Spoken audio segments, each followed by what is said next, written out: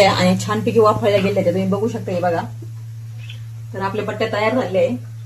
आज मी भाजून डाळ बट्ट्या करते आणि लास्ट टाइम मी तळलेल्या बट्ट्या केल्या होत्या, तर ते तुम्ही माझ्या युट्यूब चॅनलवर बघू शकता. तर चला मग आज आपण भाजून डाळ बट्ट्या करूया. तर इकडे मी सर्वप्रथम गॅसवर कुकर ठेवलं होतं आणि त्याच्यामध्ये ना पाणी टाकून गरम करून घेतलं आणि तुरीची डाळ स्वच्छपैकी 4 पाण्याने धुवून घेतली आणि त्याच्यामध्ये 1 टमाट्याचे 2 फाका करून त्याच्यामध्ये टाकल्या. त्याच्यानंतर हळद पण टाकली आणि नंतर छानपैकी हलवून कुकरचं झाकण लावून घेतलं. तर डाळ शिजल्यानंतर इकडे मी वरणाची तयारी केली होती. तुम्ही बघू शकता गॅसवर पातेलं ठेवलं, त्याच्यामध्ये 2 पळ्या तेल टाकलं, जिरं टाकलं, मोहरी टाकलं, कढीपत्ता टाकला. इकडे मीठ, मिरची, लसूण याचा ठेचा पण टाकला होता. थोडीशी हळद टाकली, प्रवीण मसाला टाकला, लाल तिखट टाकलं आणि थोडंसं पाणी टाकलं. पाणी का बरं टाकलं, कारण की आपले मसाले जळू नये आणि तरी पण छान आहेत. थोडंसं पाणी टाकल्यानंतर तर तुम्ही बघू शकता वरतून शिजलेली डाळ टाकली आणि आपलं छानपैकी इकडे वरण तयार झालेलं आहे. तुम्ही बघू शकता. नंतर मला जायचं होतं मंदिरात. मग बहिणीला म्हटलं की तू पोळ्या कर, आम्ही मंदिरातून येतो. इकडं आज आमची फरमाईश होती की आरुषला पनीरची भाजी खायची होती आणि त्याच्या पप्पाला डाळबट्टी खायची होती. तर त्यासाठी मी आधीच पनीर बनवून ठेवलं होतं आणि बैला पोळ्या लावल्या होत्या. आणि इकडे मी आणि अर्णव मंदिरात आले. हनुमान मंदिरात आलो. तिथे 4मुखी दिवा लावला. हनुमानाला दररोज 4मुखी दिवा लावला ना तर आपलं येणारं संकट टळतं, 4ही बाजून येणारं. तर त्यासाठी मी इथं 4मुखी दिवा लावून इथे हनुमान चालीसा वाचून घेतलं होतं पूर्णपणे. आणि हनुमान चालीसा वाचल्यानंतर शेजारी महादेवाचं पण मंदिर आहे. खूप छान मंदिर आहे इथे, तर खूप छान वाटतं बरं का. आणि इकडे तुम्ही बघू शकता इथं महादेवाचं मंदिर संध्याकाळच्या वेळ असल्यामुळं जास्त काही गर्दी पण नव्हती. आणि इथं फोटो पण लावला दत्त महाराजांचा, गणपतीचा. आणि तुम्ही बघू शकता इथं गणपती आहे, इथं देवी आई आहे आणि इथं दत्त महाराज, हे असे 4 देव आहे. घरी आल्यानंतर मी इथं म्हटलं आता डाळबट्ट्याची तयारी करूया, कारण की आता सगळं झालं तर स्वयंपाक, फक्त डाळबट्ट्याच राहिल्या होत्या. इकडे तीन वाट्या किंवा 3 प्लेटी डाळबट्टीचं पीठ घेतलेलं आहे. इकडे तेल गरम करायला ठेवलं होतं, ते पण आपण याच्यामध्ये टाकूया. छान कडकडीत तापून द्यायचं आपल्याला.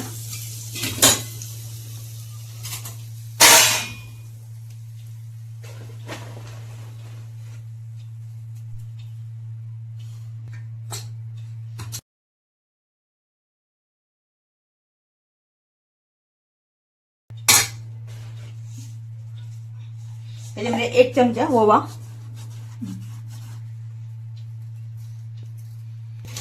आणि खायचा सोडा पण टाकते 1 चमचा. सगळे हलवून घ्यायचं असं. मीठ पण टाकले चवीनुसार.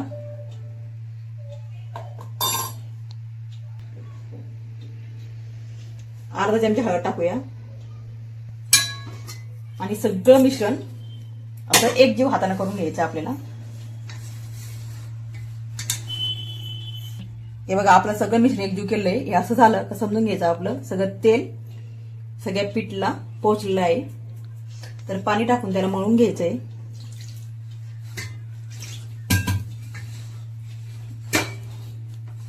घट्टसर मळून घ्यायचंय.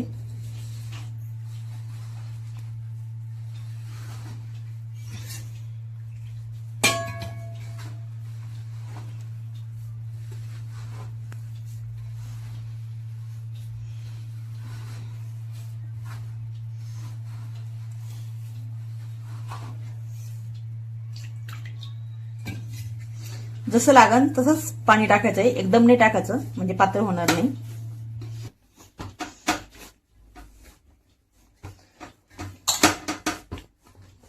आता हे पीठ आपल्याला 15 मिनिटं असंच ठेवायचं भिजायला.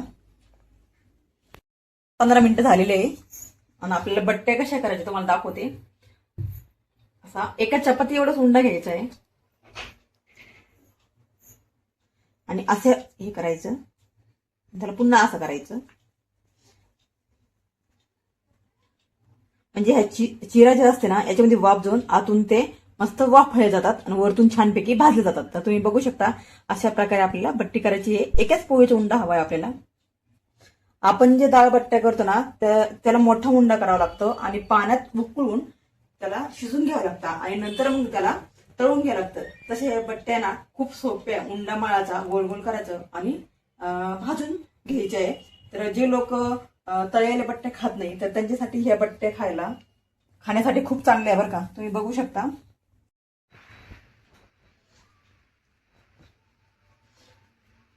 तर आपल्या सगळ्या बट्ट्या आपण अशा प्रकारे केल्या आहे, तुम्ही बघू शकता.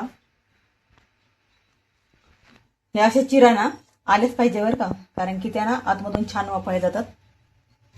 तोपर्यंत आपण इकडे ना आप्पे पात्रामध्ये आपल्याला तर असं ठेवायचं आप्पे पात्र.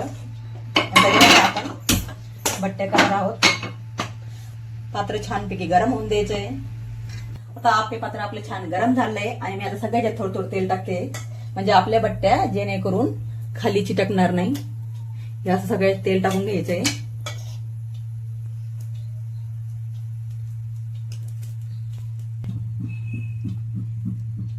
आता हे बट्ट्या आपल्याला अशा प्रकारे याच्यामध्ये ठेवायचे आहे आणि गॅस कमी ठेवायचा आहे, म्हणजे ते छान वाफळले जातील.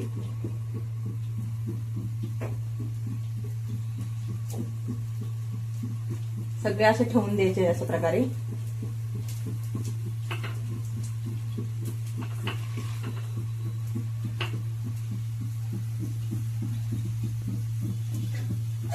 आणि त्याला वरतून झाकण ठेवायचंय. असं 10 मिनिटं आपल्याला ठेवायचंय आणि अधून मधून त्याला आपल्याला चेक पण करायचंय. बट्टे चेक करूया कशा झाल्या. तुम्ही बघू शकता की छान खरपूस पैकी भाजले. सगळ्यात येत असं थोडं थोडं पुन्हा तेल टाकायचंय. इकडे दादाला पण फोन आलाय, दादा फोनवर बोलतोय, त्याच्यामुळे तुम्हाला थोडा डिस्टर्ब होत असेल फोनचा. बॅकग्राऊंडला थोडासा आवाज येत असेल. बट्ट्या किती सुंदर झालेले आहे